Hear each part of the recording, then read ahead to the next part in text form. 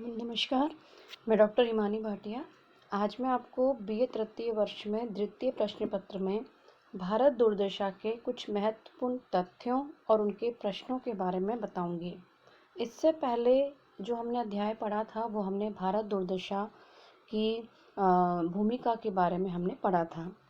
अब आज का विषय है हमारा भारत दूरदर्शा और चर्चा के बिंदु हैं भारत दूरदर्शा के महत्वपूर्ण तथ्य और भारत दूरदर्शा के महत्वपूर्ण प्रश्न। अब हम देखते हैं कि भारत दूरदर्शा के महत्वपूर्ण तथ्य क्या हैं। सबसे पहले तो हम ये देखेंगे कि ये 6 अंकों का नाटक है।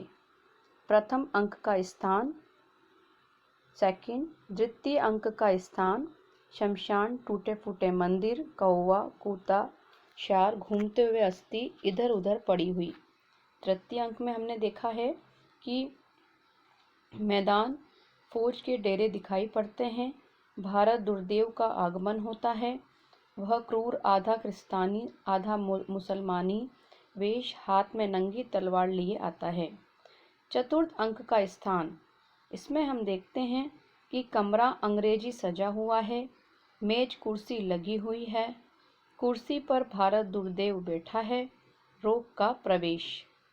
पंचम अंक का स्थान में हम देखते हैं कि किताब खाना 7 सभ्यों की एक छोटी सी कमेटी, सभापति, चक्करदार, टोपी पहने, चश्मा लगाए, छड़ी लिए, 6 सभ्यों में से एक बंगाली, एक महाराष्ट्री, एक अखबार हाथ में लिए, एडिटर, एक कवि और 2 देशी महाशय। अब हम इसके छठे अंक में देखते हैं गंभीर वन का मध्य भाग, भारत भाग्य का प्रवेश। तो भारत दुर्दशा नाटक के आरंभ में मंगलाचरण के रूप में कलियुग की समाप्ति और सतयुग की स्थापना को मंगलाचरण हेतु कृष्ण के अवतार हेतु आराधना की गई है। जय सतयुग थापन करण नासन मलेच्छ अचार, कठिन धार तलवार कर कृष्ण कल की अवतार। कृष्ण जी ने अवतार ले लिया है। और भारत दुर्दशा नाटक का आरंभ योगी के लावणी गीतों से भी होता है। भारत दुर्दशा नाटक के प्रथम अंक का समापन योगी के लावणी गीत की पंक्तियों के साथ ही हुआ है।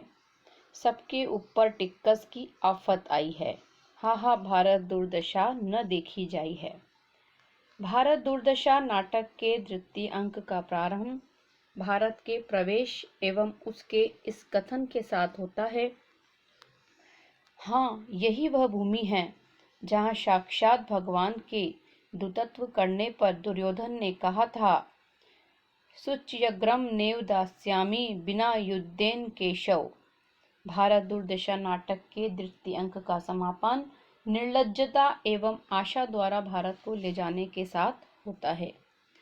तृतीय अंक का आरंभ भारत दुर्देव के आगमन और उसके निम्न कथन के साथ होता है, कहाँ गया भारत मूर्ख जिसको अब भी परमेश्वर और राज राजेश्वरी का भरोसा है।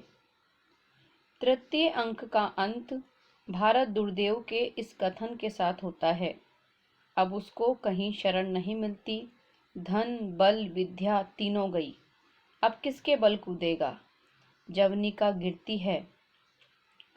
चतुर्थ अंक में आरंभ रोग के प्रवेश और इस गायन के साथ होता है, जगत सब मानत मेरी आन। और चतुर्थ अंक का समापन अंधकार के गीत के साथ होता है। पंचम अंक की शुरुआत सभापति द्वारा सभ्यगणों को संबोधन एवं कमेटी के उद्देश्य बताने के साथ होता है। और पंचम अंक का अंत डिसलाइल्टी द्वारा 7 सभ्यजनों की कमेटी को अच्छा चलो के आदेश के साथ होता है।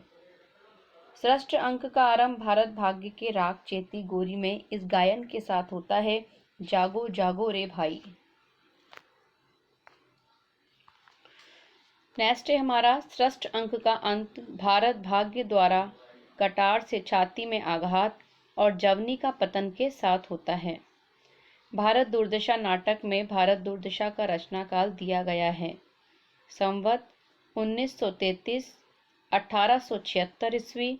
भारतेंदु समग्र के संपादक के अनुसार भी इसका रचनाकाल 1876 है।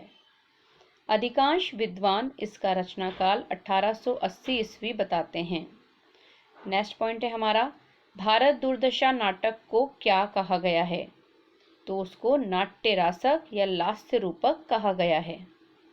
आचार्यों ने नाट्य रासक में एक अंक, उद्दात नाटक, पीठ मर्द उपनायक, श्रृंगार का समावेश, हास्य रस की प्रधानता, वासक सज्जा, नायिका मुख एवं निर्वहन, संधियों का प्रयोग एवं ताल लय बहुल एवं रस लास्यांग माना है।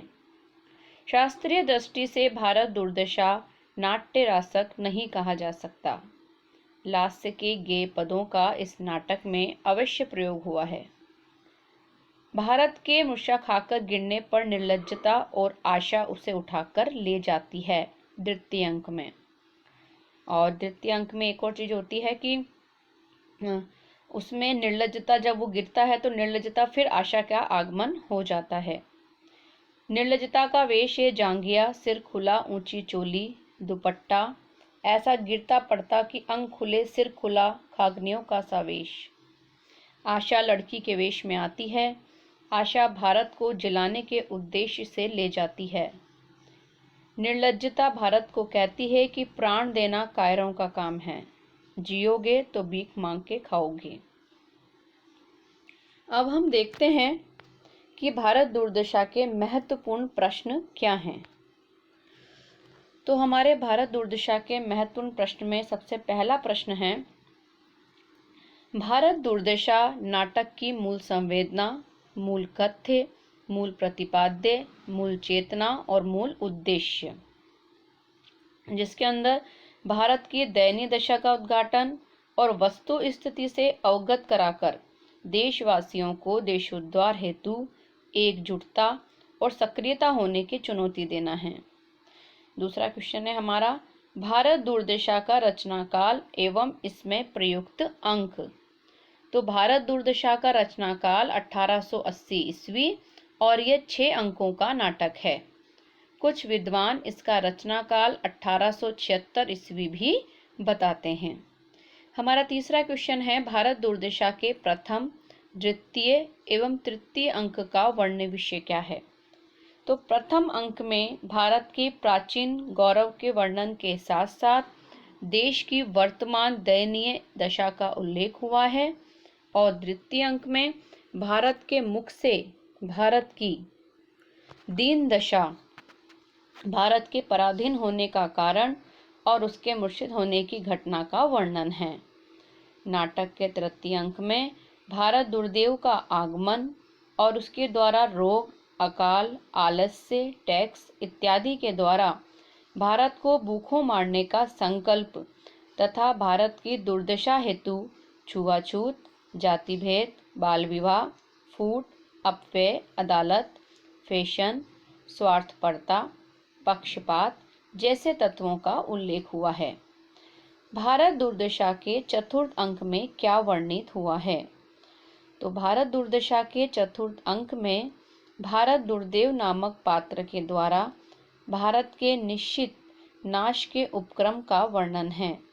भारत दुर्देव रोग, आलस्य, मदिरा, अंधकार, टैक्स, अतिवृष्टि, अनावृष्टि इत्यादि विनाशक तत्व के रूप में सामने आकर भारत की स्थिति को बिगाड़ने का प्रयास करता है। यह अंक मर्म स्पर्शी है। पांचवा क्वेश्चन है हमारा, भारत दुर्दशा के पंचम अंक का वर्ण विषय। भारत दुर्दशा का पांचवा अंक देशोद्धार के उपाय के गंभीर विमर्श से संबंधित है।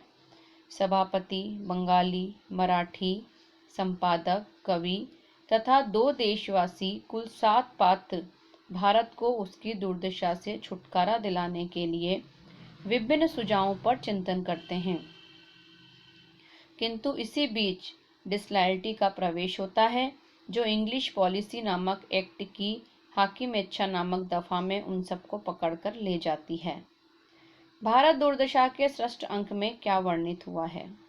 तो भारत दुर्दशा के छठे अंक में भारत भाग्य, गौरवशाली अतीत, दुखपूर्ण वर्तमान का विस्तार से वर्णन करना, अपनी वेदना व्यक्त करना और मूर्छित भारत को जगाना चाहता है पर सफल नहीं हो पाता है और अंत में आत्महत्या कर लेता है। 7वां क्वेश्चन है हमारा भारत दुर्दशा नाटक की कथा वस्तु की विशेषताएं। 6 अंकों में रचित भारत की दयनीय दशा एवं जन जागरण से संबंधित भारत दुर्दशा नाटक के कथानक में परस्पर संबद्धता, निरंतरता, गतिशीलता, संगठनात्मकता, जिज्ञासा एवं संभाव्यता का गुण विद्यमान है। 8वां क्वेश्चन है हमारा कि भारत दुर्दशा का नाट्य रूप क्या है अथवा भारत दुर्दशा किस रूप में रचित नाटक है। तो भारत दुर्दशा प्रहसन है जिसमें पराधीन भारत की दुर्दशा का चित्रण कर भारतेंदु ने जन जागरण का संदेश दिया है। 9वां क्वेश्चन है हमारा भारत दुर्दशा के नाट्य रूप के विषय में भारतेंदु ने क्या कहा है। तो भारतेंदु ने भारत दुर्दशा को नाट्य रासक अथवा लास्य रूपक कहा है, पर यह नाटक नाट्य रासक नहीं है क्योंकि इसमें नाट्य रासक के अनुसार एक ही जगह 6 अंक हैं। उदात्त नायक, पीठ मर्द उपनायक नहीं है। यह नायिका विहीन नाटक है। सिर्फ नृत्य की प्रधानता के आधार पर इसे नाट्य रूपक नहीं कहा जा सकता। 10वां क्वेश्चन है हमारा क्या भारत दुर्दशा नाटक पश्चिमी शैली में लिखित नाटक है। तो हमारे डॉक्टर गोपीनाथ तिवारी ने भारत दुर्दशा को पश्चिमी नाट्यशिल्प का नाटक बताया है और उसका आधार बताया है। दुखांत, संघर्ष, रंगमंच पर मृत्यु और कोरस।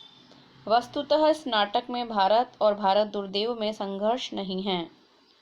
नाटक दुखांत है तो पाश्चात्य नाट्य प्रभाव के कारण नहीं बल्कि भारत युगीन राष्ट्रीय परिस्थितियों एवं चेतना के कारण इसमें कोई कोरस भी नहीं है। हमारा 11वां क्वेश्चन है क्या भारत दुर्दशा प्रतीक नाटक है। तो हम कहेंगे कि भारत दुर्दशा को कुछ विद्वानों ने प्रतीक नाटक भी कहा है। सिद्धनाथ कुमार ने स्पष्ट रूप से भारत दुर्दशा को संवेदना और शिल्प में लिखा है। भारत दुर्दशा को प्रतीक नाटक नहीं कहा जा सकता क्योंकि इसके पात्र जो हैं वो स्वयं भाव और विचार हैं, भावों विचारों के प्रतीक नहीं हैं। नेक्स्ट क्वेश्चन है हमारा 12वां भारत दुर्दशा सुखांत नाटक है अथवा दुखांत है, इसको स्पष्ट करें। तो भारत दुर्दशा हमारा सुखांत नाटक है। यद्यपि पूरे नाटक का कलेवर जो है वो निराशा और भारत की दुर्दशा से बना गया है, लेकिन नाटक के अंत में भारत भाग्य द्वारा अपनी छाती पे कटार घोंपकर आत्महत्या करना भी इस नाटक में वर्णित है, किंतु इस निराशा में भी आशा एवं जागरण का संदेश है। इसमें राष्ट्रीयता की भावना है तथा भारत के पुनः निर्माण की कल्पना है। 13वां क्वेश्चन है हमारा भारत दुर्दशा नाटक में प्रयुक्त जवनिका और नेपथ्य का क्या अर्थ है। तो जवनिका यानी कि कार्य अनुरोध से समस्त रंग स्थल को आवरण करने हेतु नाट्यशाला के सम्मुख प्रक्षिप्त चित्र जवनिका व बाहरी पट्टी कहलाता है। जयशंकर प्रसाद का मत है कि जवनिका से शीघ्रता का घुतन होता है, जबका अर्थ वेग और त्वरा से है। जवनिका उस पेट पट को कहते हैं जो शीघ्रता से उठाया जा सके। नेपथ्य नी धन पथ बराबर बन गया नेपथ्य। रंग स्थल के पीछे भाग में गुप्त स्थान, प्रेक्षागृह के पीछे की ओर बना अंतिम भाग नेपथ्य कहलाता है। इस स्थान में पात्रों की वेशभूषणादि से संजोया संवारा जाता है। रंगभूमि में आकाशवाणी, देववाणी, मनुष्यवाणी का प्रयोजन नेपथ्य से ही होता है। 14वां क्वेश्चन है हमारा कि भारत दुर्दशा में प्रयुक्त अभिनय संकेतों का उल्लेख कीजिए। तो भारत दुर्दशा में प्रयुक्त अभिनय संकेत इस प्रकार हैं कि भारत भाग्य का प्रवेश गाता हुआ राक्षती गोरी, रोग का प्रवेश गाता हुआ, भारत का प्रवेश नाचता हुआ नाचता है, गाता है धीरे से खड़े होकर। हमारा 15वां क्वेश्चन है पट्टो टोलन का क्या अर्थ है। भारतेंदु ने मंच पर दृश्य के बाद पर्दा गिरने के संदर्भ में भारत दुर्दशा नाटक में पट्टोत्तोलन शब्द का प्रयोग किया है। पट्टोत्तोलन का पटाक्षेप के अर्थ में प्रयोग किया गया है, जिसका प्रयोग पट के उठाने और पट के गिराने यानी कि पर्दे को उठाने नाटक के मंच पर और पर्दे को गिराने के संदर्भ में किया गया है। अब हम प्रश्न नंबर 16 देखते हैं कि भारत दुर्दशा के दुर्देव प्रतीकात्मक पात्रों का उल्लेख कीजिए। भारत भारतीयता का प्रतीक, भारत दुर्देव भारत के दुर्भाग्य का प्रतीक, भारत भाग्य भारतीय मूल्यों परंपरागत मान्यताओं एवं जागृति का प्रतीक, सत्यानाशी फौजदार विकृतियों एवं भारत के विनाश का प्रतीक। भारत दुर्दशा नाटक के पात्रों पर संस्कृत के ग्रंथ प्रबोध चंद्रोदय का प्रभाव है। 17वां क्वेश्चन है हमारा, भारत दुर्दशा नाटक में वर्ग विशेष के प्रतिनिधि पात्रों का उल्लेख करें। भारत दुर्दशा नाटक के 5वें अंक के सभी 7 पात्र अपने अपने वर्ग के प्रतिनिधि पात्र हैं। इन पात्रों में सभापति बंगाली, पहला देशी एवं दूसरा देशी पात्र, एडिटर कवि महाराष्ट्री, ये 7 पात्र अपने अपने वर्ग का प्रतिनिधित्व करते हैं। 18वां क्वेश्चन है हमारा, भारत दुर्दशा नाटक के संवाद योजना की विशेषताएं बताइए। कथा विकास में सहायक संवाद, दूसरा चरित्र व्यंजक संवाद, पात्रानुकूल संवाद, व्यंग्यपूर्ण संवाद। नेक्स्ट है 19वां क्वेश्चन, भारत दुर्दशा नाटक की भाषा शैली बताइए। भारत दुर्दशा नाटक की भाषा जनभाषा है, जिसमें संस्कृत, फारसी, ब्रजभाषा के शब्दों को धड़ल्ले से प्रयोग हुआ है। इस नाटक की भाषा बोधगम्य है, वह कहीं विनोदपूर्ण है तो कहीं व्यंग्यपूर्ण और कहीं सूक्तिपूर्ण। भारतेंदु ने इस नाटक में प्रतीक शैली मुख्य रूप से अपनाई है। रोवहु सब मिली के आवहु भारत आई, भारत दुर्दशा ने देखी जाई, ये गीत किसने गाया है। भारत दुर्दशा नाटक के प्रथम अंक में एक योगी द्वारा लावनी के रूप में यह गीत गाया गया है। इस गीत के माध्यम से भारत के प्राचीन गौरव तथा वर्तमान दुरावस्था का वर्णन किया गया है। अब प्रश्न 21 हम देखेंगे, जागो जागो रे भाई, ये गीत किसने और क्यों गाया है, इसका उद्देश्य भी बताइए। तो भारत दुर्दशा नाटक के 6ठे अंक में भारत भाग्य द्वारा गाए गए इस गीत के पीछे जन जागरण का उद्देश्य निहित है। इस गीत के माध्यम से भारत भाग्य मोह निद्रा में सोए हुए भारतीयों को जगाने एवं निष्क्रिय एवं मोह अंध जन को जगाने एवं सजग होने का आह्वान करता है। प्रश्न नंबर 22 है हमारा, भारत दुर्दशा नाटक में भारत की पीड़ा किस रूप में व्यक्त हुई है। भारत दुर्दशा नाटक में भारत की पीड़ा जाति एकता के अभाव के कारण शब्दों में अत्यंत करुण स्वर में इस प्रकार निम्न गीत में व्यक्त हुई है। जैसे हम बता सकते हैं कि को नहीं पकड़त मेरो हाथ, कोई मेरा हाथ नहीं पकड़ता है। 20 कोटि सुत होत फिरत में हाय हाय अनाथ, मैं अनाथ ही हूँ। भारत दुर्दशा को प्रहसन भी कहा जाता है। प्रहसन का क्या अर्थ है? प्रहसन का अर्थ है हास्य प्रधान दृश्य विधान। भारतेंदु का अंधेर नगरी प्रहसन के रूप में प्रसिद्ध है। हमारा 24वां क्वेश्चन है, भारत दुर्दशा नाटक में किस रस की प्रधानता है। भारत दुर्दशा करुण रस प्रधान नाटक है। इसमें करुणा नाटक कहा गया है। संपूर्ण नाटक में भारत की दयनीय दशा पर दुख एवं करुणा का भाव नाटककार ने प्रकट किया है। लास्ट क्वेश्चन है हमारा, भारत दुर्दशा नाटक से क्या प्रेरणा मिलती है। तो संभागीय जनमानस में क्रांति का शंखनाद फूंकना, बिखरी शक्तियां एकत्र होकर संगठित हों, निष्क्रियता सक्रियता में बदले और भारतवासी जागृत होकर कर्तव्य पथ पर अग्रसर हों। इन्हीं प्रेरणाओं, इन्हीं मंतव्यों या भावभूमि पर भारत दुर्दशा नाटक लिखित है। धन्यवाद।